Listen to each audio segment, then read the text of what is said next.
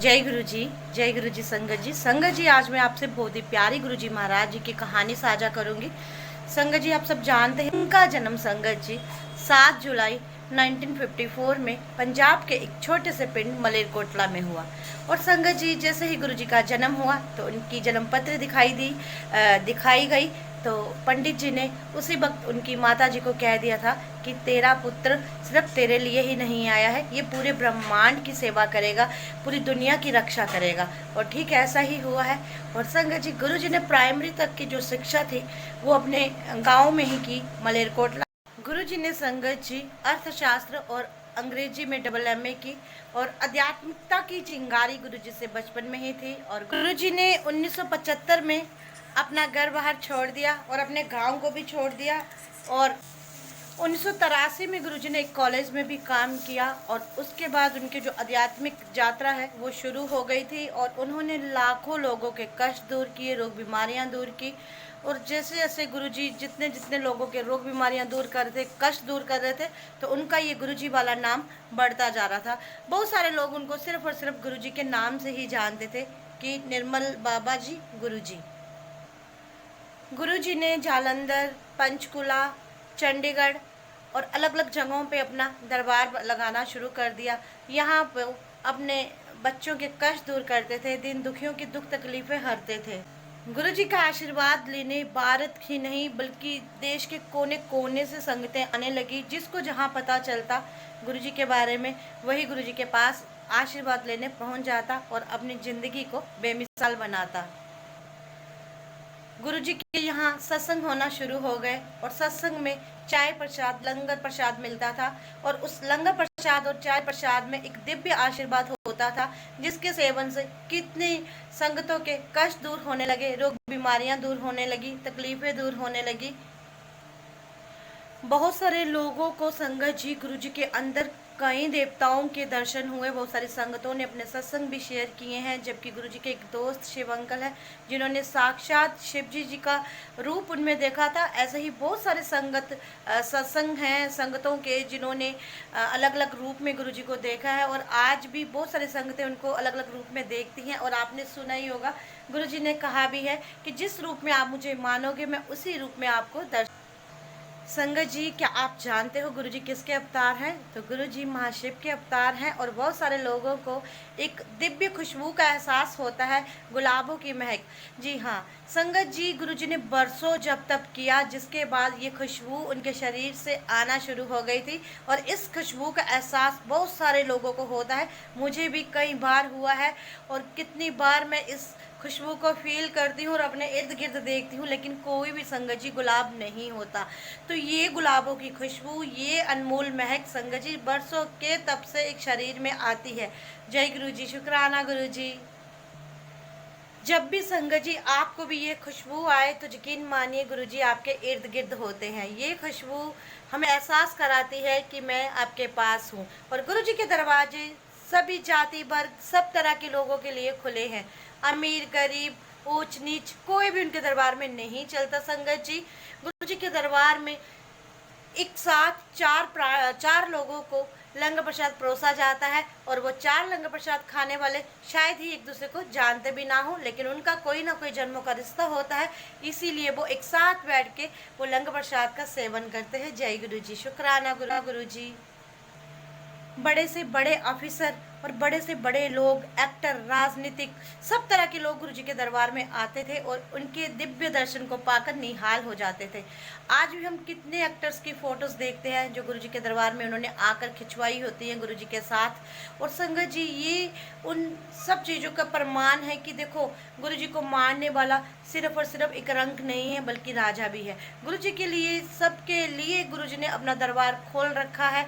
अब उसमें कौन आ रहा है, क्यों आ रहा है, किस लिए आ रहा है, ये केवल गुरु जी ही जानते हैं। और कैसे गुरु जी ने उनके दुखों को हरना है, ये भी केवल और केवल हमारे प्यारे गुरु जी ही जानते हैं। 90 के दशक में गुरुजी ने अपने बड़े मंदिर छतरपुर का निर्माण किया, जहां दुनिया भर से लोग आते हैं।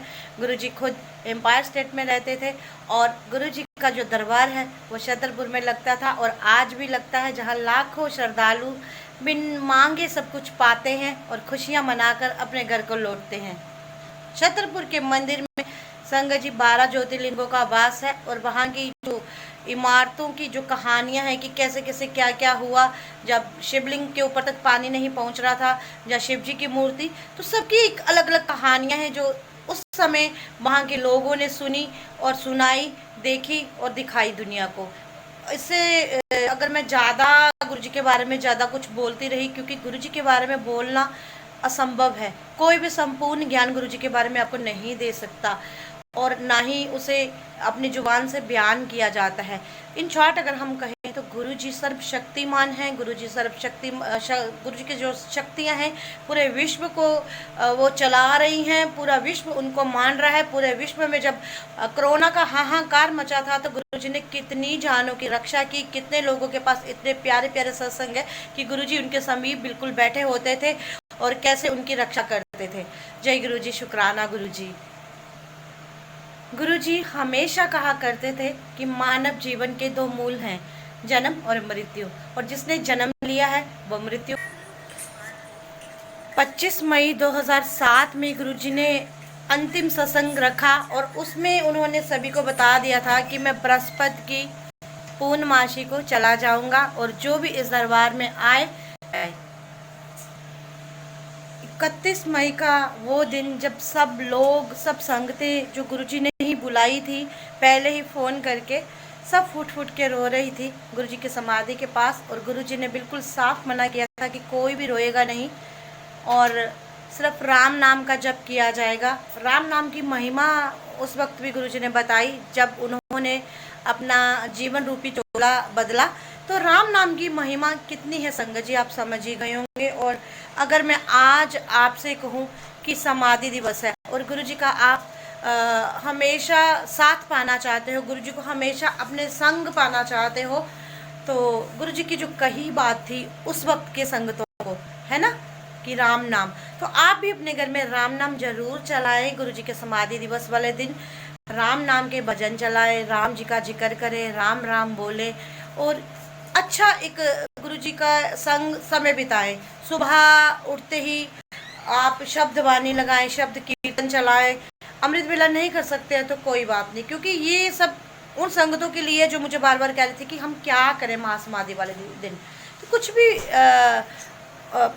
औखा नहीं है, एक्चुअली कुछ भी टफ नहीं है, वेरी सिंपल। आप सुबह उठे, नहा धो लें, सबसे पहले मंत्र जाप चलाएं, फिर शब्द वाणी चलाएं, गुरुजी को चाय का भोग लगाएं, परांठे का भोग लगाएं, या जो भी आप अपने नाश्ते में खाते हैं वही भोग लगाएं। और 1 या 2 घंटे का सत्संग जरूर करें अपने परिवार के बीच। अपने परिवार के संग बैठे, गुरुजी के समीप बैठे, गुरुजी के लिए कड़ा प्रसाद बनाएं आटे का। और जिनको आटे का कड़ा प्रसाद नहीं बनाना आता, जो संगतें बिल्कुल अभी अभी जुड़ रही हैं, तो कड़ा प्रसाद भी बहुत आसान है। थोड़ा सा घी डाला कढ़ाई में और आटे को भूना और चीनी डाली और पानी।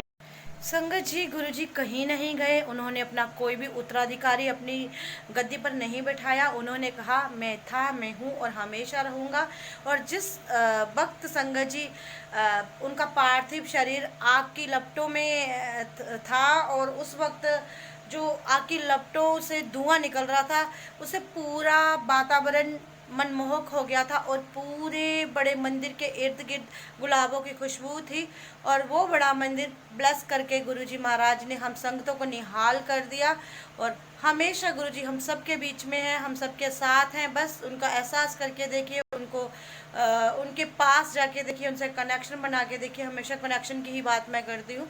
तो मुझे ठीक ढंग से ना ये समझाना भी नहीं आपको कुछ चीज़ें आ रही हैं, क्योंकि जो जो बुलवाते हैं मैं बोलती हूँ और कुछ भी मैं ध्यान नहीं देती कि मैंने कुछ गलत बोल दिया है, क्योंकि मैं यही सोचती हूँ कि इंसान हूँ और गलतियों की पुतली हूँ। गुरुजी कुछ गलत थोड़ी बुलवाएंगे, है ना। तो भूल चूक होए कोई भी संगत जी तो मुझे माफ़ करना, गुरु जी आप भी मुझे माफ़ी देना।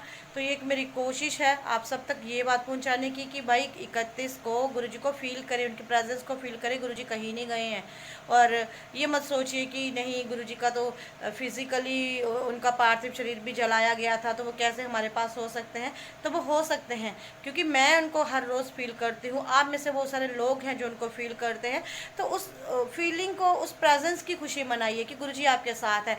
और अपने 31 मई वाले दिन को एक ऐसी जर्नी बना दीजिए, एक ऐसी यादगार वो बना दीजिए कि सबसे ज़्यादा टाइम आप उसी दिन अपने प्यारे गुरु जी महाराज जी के साथ स्पेंड करें। तो बड़ी बड़ी छोटी छोटी बातें हैं जो आपको मैंने बोली हैं कि क्या क्या करना है, बाकी आपकी मर्जी है। देखिए तो जैसा सोचेंगे वैसा ही पाएंगे, है ना। फील करेंगे तो गुरुजी मिलेंगे, अगर नहीं करेंगे तो नहीं मिलेंगे। सबसे पहले अपने दिल में उतारिए गुरुजी को, उसके बाद फिर आगे पीछे देखिए। जय गुरुजी। तो इस वीडियो को आगे भी शेयर कर दीजिएगा। तो राम नाम की माला को ज़रूर जपना है 31 वाले दिन, याद रखिएगा ध्यान से। जय गुरुजी, शुक्राना गुरुजी।